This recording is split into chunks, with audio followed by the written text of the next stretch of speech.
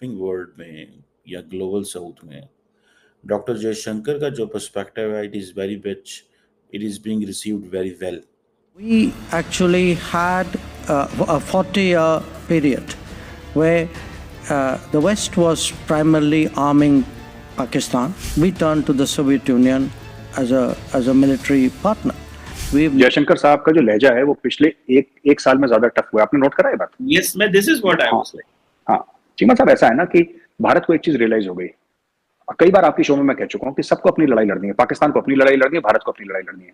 कोई किसी का सगा नहीं है, कोई किसी के साथ नहीं आता. 75 साल हो गए पाकिस्तान में. आप क्या समझते हैं जो पाकिस्तान का जो पॉलिटिकल सिस्टम है ये स्टेबल एंड सिक्योर क्यों नहीं है? आज भी क्यों हमें पता नहीं है कि पावर कहाँ पे है और पावर कहाँ पे होनी चाहिए? इंडिया की फॉरेन जो पॉलिसी है उनकी ये है कि वो जब भी कोई बात करते हैं या जो भी कल्चर अपनाते हैं वो अपने कल्चर को पहले मद्देनजर रख के बात करते हैं. अदारे अपनी बाउंड्री से बाहर निकलकर खेल रहे हैं. आपकी अदालतें सियासी फैसले कर रही हैं, आपकी फौज सियासत में है, आपकी सियासत फौज के अंदर है.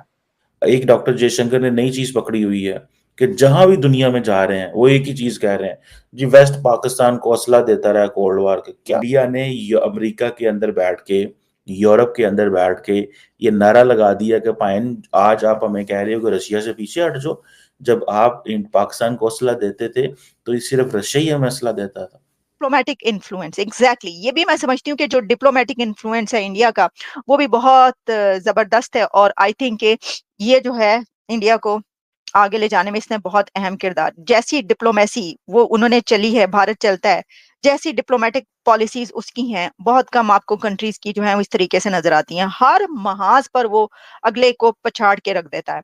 इंडिया की लॉबिंग देखिए, आप देखिए just number of the people Jaishankar is meeting there. आप उन मुल्कों के लोगों को नाम नहीं आते. मुझे नहीं पता था कि ये दुनिया में ये मुल्क भी एग्जिस्ट करते. मैं खुद देख रहा था. ठीक है.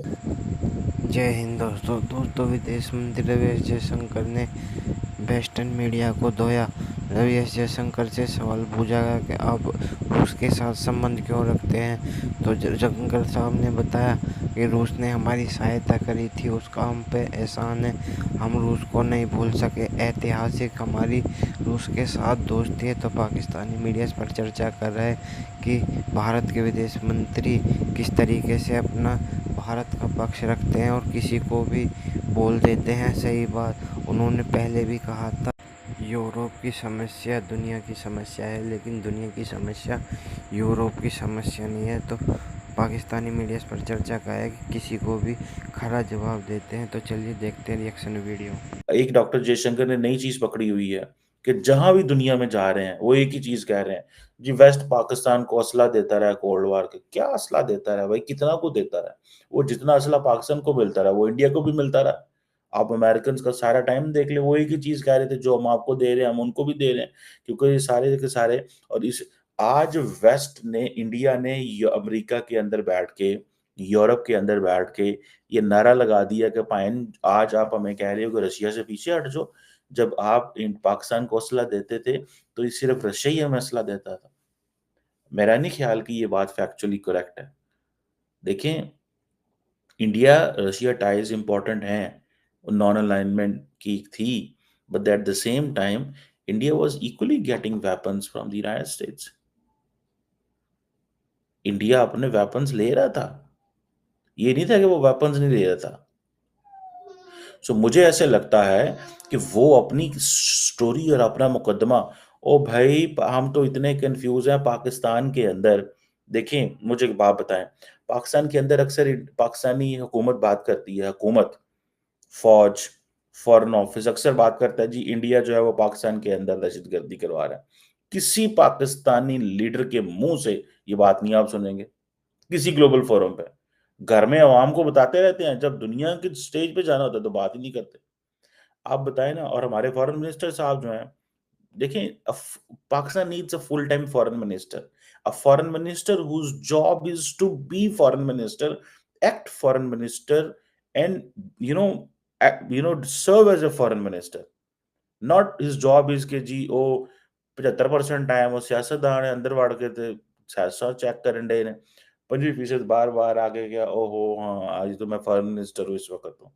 इस टाइम तो मैं फॉरेन मिनिस्टर हो, मुझे ये स्टेटमेंट देनी है, we need a full committed foreign minister चाहिए।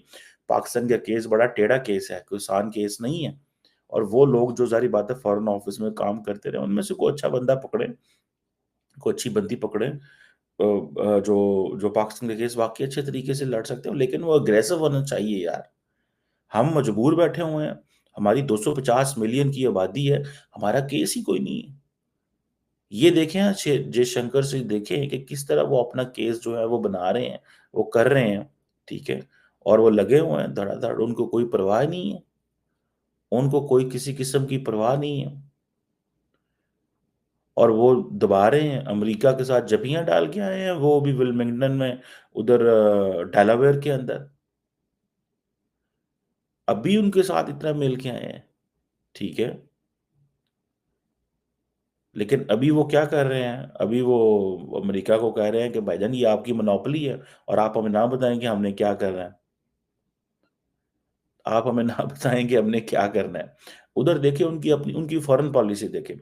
चिली का प्रेसिडेंट है, मैं उसको देख रहा था, गैब्रियल बोरिक, वो कह रहा है कि इंडिया की मेंबरशिप होनी चाहिए यूनाइटेड नेशन सिक्योरिटी काउंसिल की, परमानेंट सीट दे उसको। आप इमेजिन करें, पिछले साल मुझे याद है पुर्तगाल का प्रेसिडेंट वहां भी ये कह रहा था। इंडिया की लॉबिंग देखे, आप देखिए just number of the people Jaishankar is meeting there. आप उन मुल्कों के लोगों को नाम नहीं आते, मुझे नहीं पता था कि ये दुनिया में ये मुल्क भी एग्जिस्ट करते, मैं खुद देख रहा था, ठीक है। मतलब तेरा 192 कंट्रीज हैं, मतलब, और you don't know all the countries, छोटे छोटे मुल्क भी हैं। तो हमारा तो ये है कि हम उस मुल्क को मुल्क ही नहीं समझते जो डॉलर नहीं दे सकता, ठीक है। सो हमारे प्रॉब्लम थोड़े डिफरेंट है, यू नो, वो क्योंकि हमारी लीडरशिप इस तरह करती है, तो फिर हमें भी फिर वो सारी बातें उसी तरह सोचना पड़ता है। So that is a challenge for us, this is what we need to look at it. हमें ये चीजें देखनी चाहिए भैया, ठीक है ना जी, हमें ये चीजें देखनी चाहिए कि क्या करना है और क्या नहीं करना। वेरी अनफॉर्चुनेट एक चीज है। और जब मैं देखता हूँ इसको, जब मैं समझने की कोशिश करता हूँ कि उन्होंने अपना नेटवर्क इतना बढ़ा लिया है कि चिली उठ के, साउथ अमेरिका से, चिली साउथ अमेरिका से उठ के तारीफें कर रहे हैं इंडिया दी, कि यार इंडिया नो जड़ा ना बना दियो, खुदा दा वास्ता जे बना दियो, ਤੁਹਾਡੀ मेहरबानी बना दो। ये वो तारीफें कर रहे हैं, मैं आपको बात बताऊं, ठीक है। मुझे ऐसा लगता है कि पाकिस्तानी जो वज़ीर आज़म है, उसको सीखना चाहिए, इससे कोई बुरी बात नहीं है यार। मुझे तो देखिए, आपको एक फुल टाइम फॉरेन मिनिस्टर चाहिए। ये अद्धा टाइम, अद्धा फॉरेन मिनिस्टर, अद्धियां गल्लां करने वाला फॉरेन मिनिस्टर नहीं चाहिए। फॉरेन मिनिस्टर वो होता है जो पूरी बात करे, जिसको बात करनी भी आती हो और बात कर भी सकता हो। फॉरेन मिनिस्टर वो नहीं होता जो जो फुल टाइम फॉरेन मिनिस्टर ना हो। सो इस चीज को तो मानेंगे ना आप, वो मल्टीपोलर वर्ड की बातें कर रहे हैं, ठीक है जी। और वो कह रहा है कि अच्छा, अब देखिए, आपने अपने आप को दरअसल हमारा फिर वो जब बात आती है कि why can't we do this, why can't this happen, one, monopoly over power by a group of people who are engage with each other for so long. ये मोनोपोली है पावर के ऊपर। हमें इस चीज पे बंदे को नहीं लगाते एक किसी जगह पे कि वो डिजर्व करता कि नहीं करता। हम किसी बंदे को इसलिए इस जगह पे लगाते हैं बिकॉज ये बंदा जो है साडा यार है पुराना, ठीक है।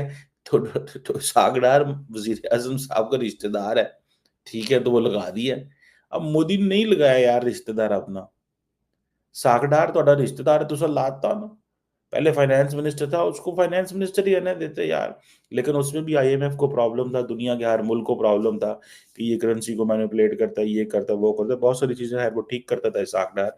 But the point here is कि बिकॉज आपको हर चीज नहीं इंटरनेशनल कम्युनिटी की सुननी पड़ती, बहरहाल उसकी फिर सजा भी दी जाती है। सो रिश्तेदारियों से बाहर निकले, मुल्क का सोचें, कब तक आप रिश्तेदारियों के चक्कर में फॉरेन ऑफिस को बर्बाद कर देंगे, ठीक है जी। सो ये जो चीज़ है, मैं तो इसको बड़ा एक बड़ा परेशान-कुन सिचुएशन है, ठीक है जी। अ, सो इसमें आप देखें कि वो पूरी दुनिया के अंदर वो अपनी कहानी सुना रहा है। ठीक है जी। और वो अब कह रहा है कि मैं एससीओ का भी मेंबर हूँ, मैं ब्रिक्स का भी मेंबर हूँ, मैं क्वाड का भी मेंबर हूँ। जो करना है कर लो। ठीक है। एक एक मैं तो इंटरनेशनल पॉलिटिक्स में एक चीज समझता हूँ, that is there, you have to make yourself relevant. India is relevant in BRICS. India is so much relevant in the system that the Quad had to be there. Quad वहां पे इसलिए आया because कि वो सारे के सारे वो इंडिया ने अपने आप को रेलिवेंट कर लिया।